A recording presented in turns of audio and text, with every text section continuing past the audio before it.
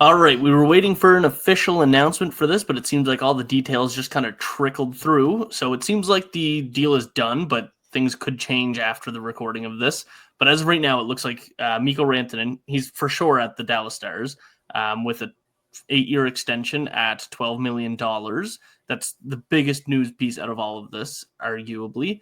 But the return for the Hurricanes is phenomenal, and this is what's subject to change based on this recording.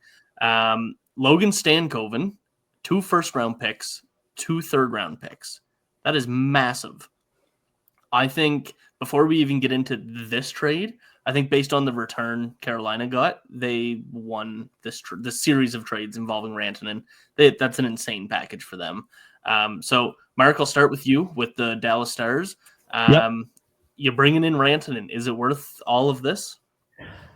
I think 100%. Absolutely.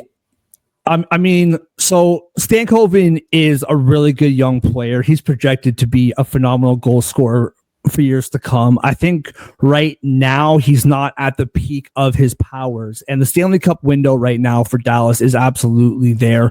And it is going to be, I mean, they just re-signed Johnston, and they have several players signed through 2030. So the cup window for this team is there for a long time. And if you have the opportunity to get a player like Rantanen, they don't need these, 30th pick in the first draft for the next however many years. Not only is Rantanen, we all know what he does during the regular season. He has been a Stanley Cup playoff performer for his whole career. And for the last 2 seasons, the Dallas Stars have been 2 wins away from the Stanley Cup Finals. They're right there, and they just can't get over the hump. And you're adding one of the best playoff producers of the last however many years. So for me, you're giving up draft picks. You're giving up a very good player in Logan Stankoven. But the key is, and I actually wrote about this a couple days ago for the Hockey Writers, is you get Rantanen for 8 years. This is not a rental. This is not throwing all your chips in the middle for this season. This is a very strategic, we got you now for at least the next 5 years of this cup window. And if they can make that cup window longer, you have him for the whole thing. So unbelievable move by Jim Nill. And he was the back-to-back GM of the year, maybe back-to-back-to-back. We'll see by the time the awards come, but absolutely worth it for Dallas. Yeah, I think Jim Nill's going for the 3-peat for sure. Arguably Bill Zito.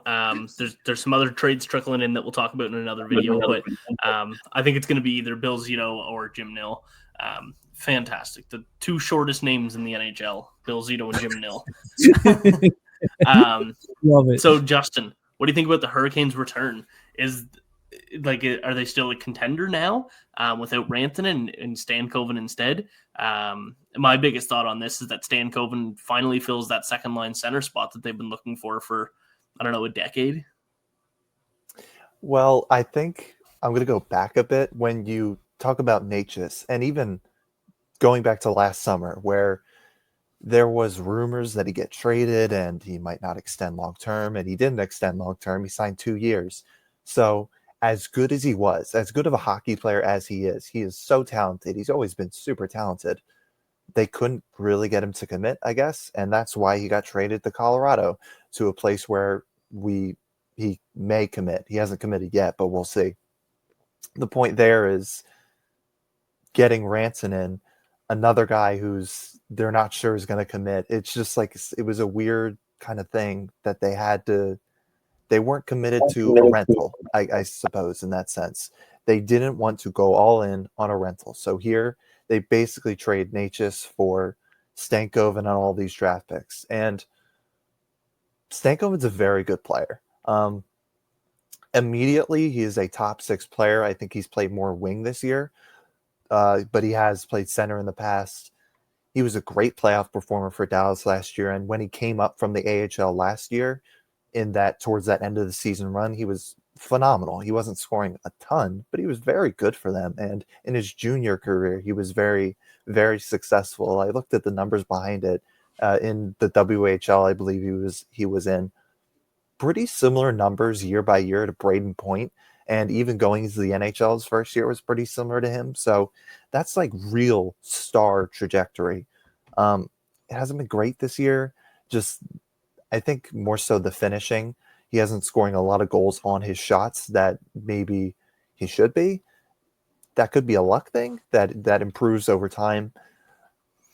The size factor is definitely something to consider. He's a smaller guy. He's one of the smallest guys in the league. However, there is belief that he can be a consistent and strong playoff performer because he's already shown he can be that. He did that last year in Dallas's run to the conference final, where he was actually one of the standout-ish guys on that team with a lot of stars on it. So I like it for Carolina. I don't like losing Rantanen. That is a superstar in this league.